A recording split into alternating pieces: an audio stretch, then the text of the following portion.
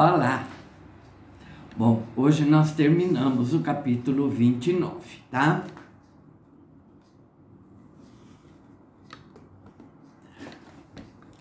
Júlia ria baixinho, compreensiva. Retirou a mão, pois os servos iam trazendo outra enorme bandeja, na qual havia uma roda de pequeninos leitões, chafurdando num molho escuro, suculento, de cheiro forte, e rodeados de laranjas assadas e corações de alcachofras. Isso vinha acompanhado por outra bandeja contendo vitela assada e diversos acepipes. Os servos tornaram a lavar os dedos dos convidados e deram-lhes guardanapos limpos. O ruído do pórtico tomou proporções formidáveis. Guinchos selvagens e risos estouravam entre as mulheres e gritos roucos vinham dos homens. O estalido de beijos e o estalido de palmadas em carnes macias ressoavam contra a música. Imitando Júlia, as mulheres se haviam despido até a cintura, e seios brancos, róseos e ambarinos reluziam à luz das lâmpadas. Lucano olhava aquilo avidamente. Já não era o médico neutro, já não pensava naquela turbulência de seios despidos como simples exibição de órgãos mamários. As pernas retorcidas das mulheres fascinavam-no e comoviam-no. Esqueceu-se de abster-se de vinho e sua taça tornou a se encher, sendo o líquido bebido sofregamente. Toda a cena de bacanal emergiu numa grande onda de cor, de nudez brilhante, de odores sensuais e deslumbrantes luzes multicoloridas.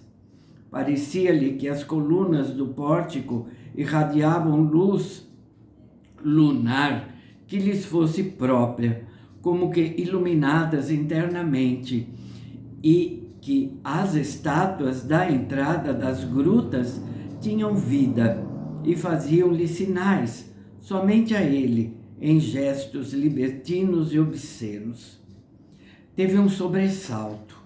Os lábios de Júlia estavam contra seu pescoço e a mão dela errava-lhe pelo corpo. Uma poderosa urgência tomou conta do jovem. Ela parecia-lhe a mais bela e desejável das mulheres. Estremeceu em êxtase vergonhoso. Os olhos dela, ardentes, riam-se para ele, e com um movimento de cabeça que denotava a aprovação, Júlia levantou-se, afastando-se do moço, umedecendo a boca latejante. Então devotou-se caprichosa e zombeteiramente aos seus antigos favoritos, que estiveram meditando o assassínio de Lucano. Mas os traços de seus dedos haviam deixado o moço ardente como fogo. O tempo tornou-se infinito para Lucano, mas também de ardente iminência, estonteante, fervilhante de desejos estridentes, de confusão, de trevas momentâneas e silêncios repletos de arco-íris que se modificavam e de estupendos clamores. Pestanejava constantemente para limpar os olhos das névoas rosadas, prateadas, azuis e escarlates. Seus ouvidos trovejavam de vozes e música. Chegou a indagar de si próprio, acreditando ser aquela a pergunta mais séria e mais importante do mundo. Quem sou eu? Em sua língua havia gostos deliciosos. O vinho era enlouquecedor. Esbarrou contra a mesa e agarrou-se à borda do divã, receoso de cair, pois que o sentia balançar sobre seu corpo. Estava certo de que seus pensamentos continham a sabedoria dos séculos, de que a ele tinham chegado segredos tremendos, jorrando nele, vindo das eternidades. A mão esquerda de Júlia em sua coxa parecia uma deliciosa pressão. Tenho perdido tanto, pensou solenemente, e seus olhos encheram-se de lágrimas de autopiedade. Aquela companhia era deliciosa e todos os convidados perfeitos, como deuses e deusas, encantadores, maravilhosos em sua amizade, sofisticados e adoráveis. A lua era o escudo de Ártemis e ele estudou-a, esperando que a radiante virgem deusa surgisse por trás dela, prateada em sua beleza. As estátuas dançavam freneticamente nas grutas. A grinalda de botões de rosa escorregou da fronte de Lucano, e ele, meticulosamente e com gestos lentos e cuidadosos, recolocou-a na posição devida.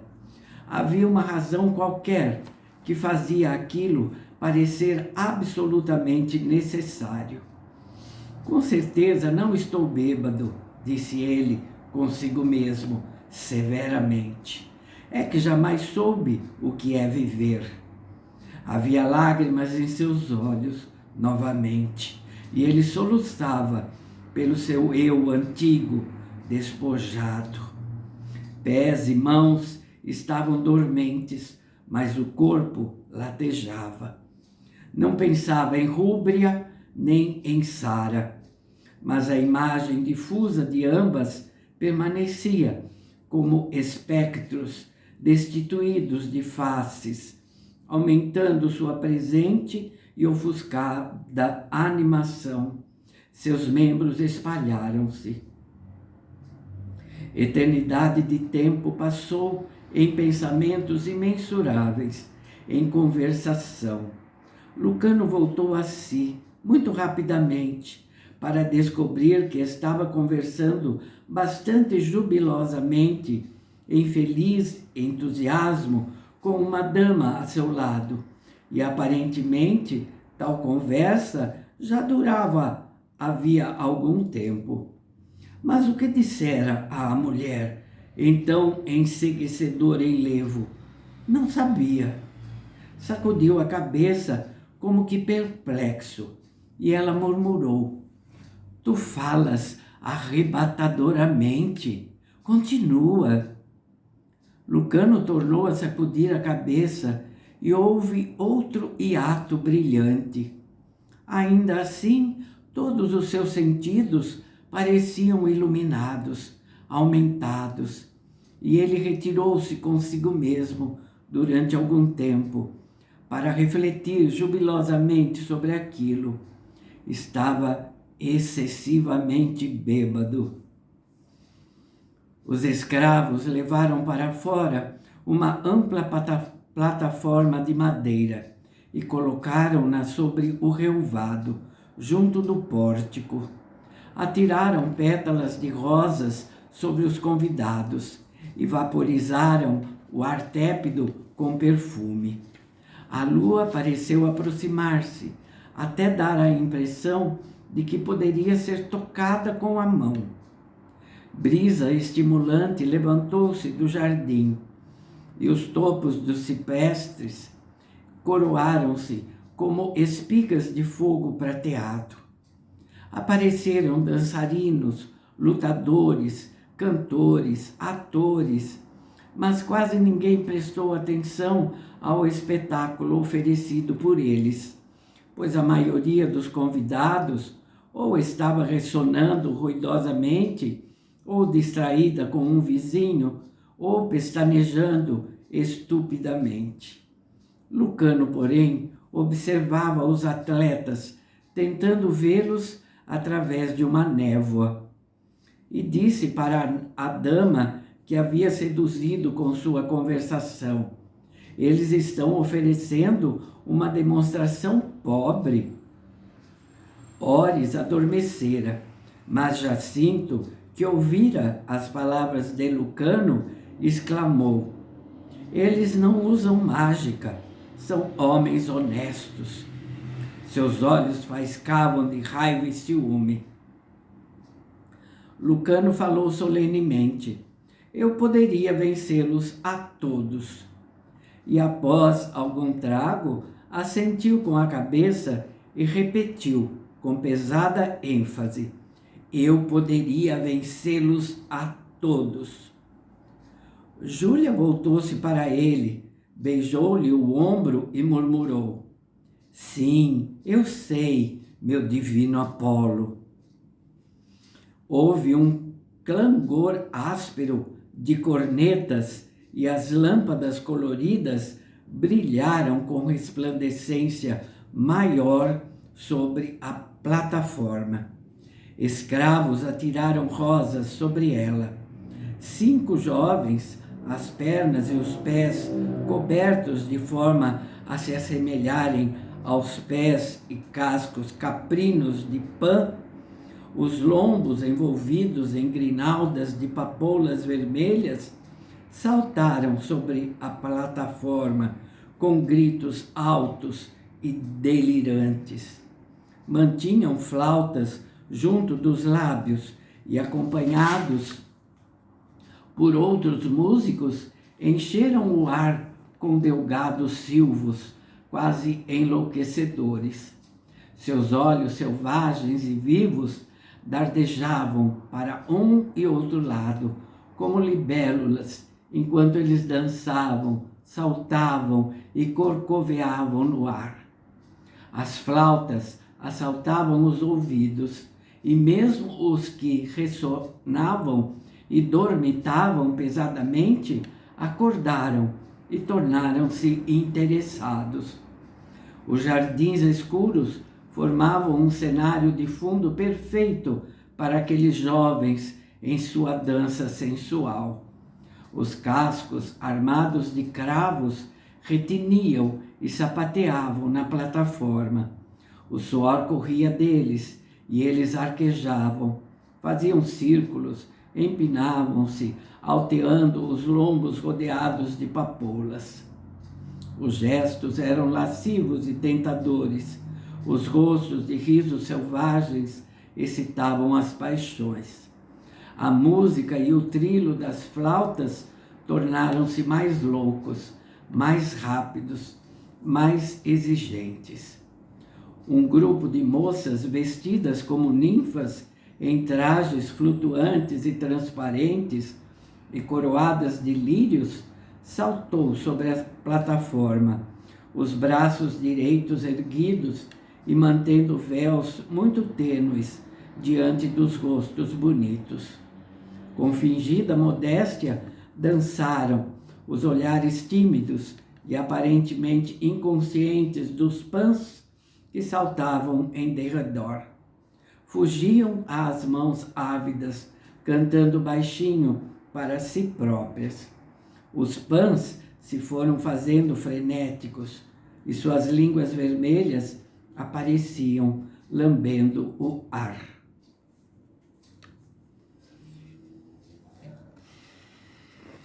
Lucano não soube em que momento exato se tornou sóbrio e frio, tanto na mente quanto no corpo.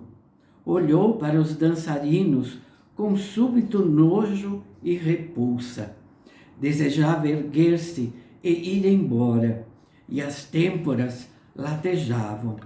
Era como se algum horrível perigo o ameaçasse. Mas a carne não obedecia à sua ordem. Manteve-se flácida sobre o divã. Teve consciência do hálito quente de Júlia em seu rosto, da mão dela acariciando-lhe o braço, da voz em murmúrio dizendo coisas vergonhosas. A náusea dominou-o e se odiou. Desejou saltar dentro de água fria e limpar não apenas o corpo, mas a boca pastosa e quente e seu espírito. Olhou para os convidados, parte dos quais estava boquiaberta, lançando o hálito carregado de vinho aos borbotões. Olhou para as mulheres com os seios nus e uma espécie de horror apoderou-se dele, detestando-os a todos e detestando-se. Seus olhos queimavam, secos, e seu estômago tinha engulhos. As ninfas estavam agora gritando num misto de deleite e simulando terror, pois os Pans as haviam agarrado em seus braços ágeis. Como se aquilo fosse um sinal. Peraí, gente, pulei um pedacinho aqui. Os Pans ergueram as moças nos braços, levantaram-nas sobre suas cabeças como estátuas vivas e levaram-nas para a escuridão com relinchos animalescos de triunfo e desejo. Como se aquilo fosse um sinal, todas as luzes do pórtico e dos jardins foram imediatamente apagadas, e apenas o luar cascateou sobre o relvado, sobre as árvores e as mesas em desordem e tresandantes. Os convidados sentaram-se no silêncio que se seguiu, como que estupidificados, eles próprios silentes. Então, casal por casal, agarrados um ao outro, foram tropeçando para as grutas que esperavam e para os jardins distantes, onde apenas a lua penetrava. Lucano viu-os partir e uma intensa aversão renovou-se nele. Então, viu-se a sós com Júlia e os dois atletas. Ores ressonava, mergulhado no esquecimento, e a face de Jacinto manchava-se de lascívia. Quando a imperatriz levantou-se, brilhante ao luar, Jacinto levantou-se com ela, mas Júlia voltou-lhe as costas. Sorriu a Lucano e tomou-lhe a mão, sussurrando: "Vem!" E assim colocou-o sobre os pés. O corpo estava ainda dormente e entorpecido pelo vinho. Seus joelhos tremiam, mas a sensação de terrível ameaça veio ter a ele mais fortemente. Agora podia pensar em Tibério, no poderoso César. Olhou para Júlia com aversão, e seus olhos azuis faiscaram à luz prateada. A mulher viu naquilo um sinal de animação e desejo, e atirou-se sobre o peito dele. Lucano cambaleou sob o impacto, pois Júlia não era leve e ele estava fraco. Jacinto, bêbado e inflamado de vinho e ciúme, andava em torno de Lucano e Júlia. E então agarrou Lucano pelos ombros, rugindo ameaças e obscenidades. Lucano empurrou para longe de si a imperatriz, e a força voltou-lhe ao corpo. Agarrou Jacinto, fê-lo dar uma volta e atirou-o violentamente para os braços de Júlia. Caíram ambos sob o divã, num monte de corpos com pernas e braços emaranhados. Então Lucano correu toda a extensão do pórtico, desviando-se das mesas e das cadeiras. Correu para dentro do palácio, desceu correndo o piso silencioso e brilhante sob as lâmpadas esparsas. Ouviu que alguém corria atrás dele, aproximando-se mais, e voltou-se, o punho fechado e erguido. Mas era apenas Plócio. "Depressa!" disse o jovem pretoriano, agarrando-lhe o braço. "Por todas as fúrias, sê rápido!" Fez Lucano voltar-se para um corredor de mármore, longo e estreito, e ambos correram por ali como jovens mercúrios. Estás doido? Exclamou Plócio, arquejante. Achas que devia deitar-me com ela? Exclamou Lucano, furioso. Não, mas há maneiras menos violentas de rejeitar uma dama, disse Plócio. Gemeu. E eu estava nomeado pelo César como teu guarda-costas. Fez Lucano parar num movimento súbito e seus olhos examinaram o corredor. Pretorianos, ainda inconscientes da presença dos dois, andavam na extremidade dele, as espadas desembainhadas. Plócio puxou Lucano para trás de uma coluna imensa de mármore e agora sussurrava: Estás em perigo de morte. A Augusta não se esquecerá disto. Ela terá sua vida, se lhe for possível, pois que a humilhaste para além, para além do que lhe seria possível suportar. Gemeu baixinho, tirou o elmo, enxugou o rosto suado com seu braço moreno e forte. Ouve-me, há uma porta de bronze a 8 passos para a esquerda, e só oficiais têm chave, pois leva para os nossos aposentos, que ficam lá para baixo. Eu irei até lá, fingirei examinar a fechadura, então começarei a conversar com os meus homens. No momento propício, corre até a porta, que eu deixarei sem a volta da chave. Abre-a devagarinho, entra no corredor que fica além dela, onde esperarás por mim. Havia na voz dele uma áspera urgência. Relanceou os olhos para o caminho que já tinham feito. Com um olhar furibundo para Lucano, que se estava sentindo violentamente nauseado, deixou o jovem médico.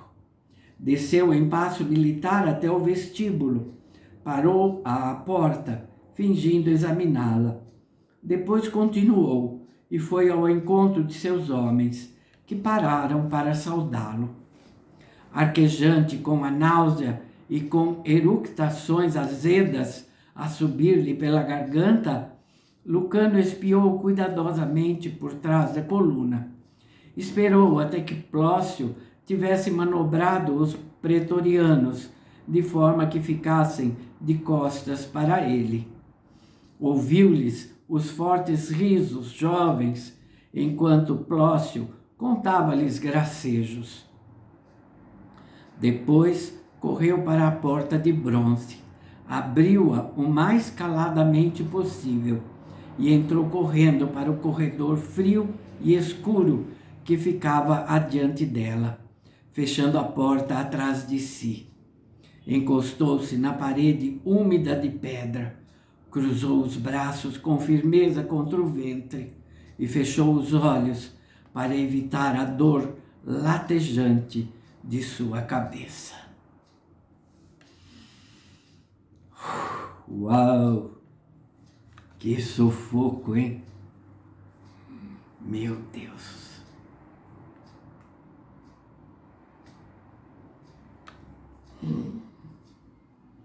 Como será que ele vai sair dessa, hein?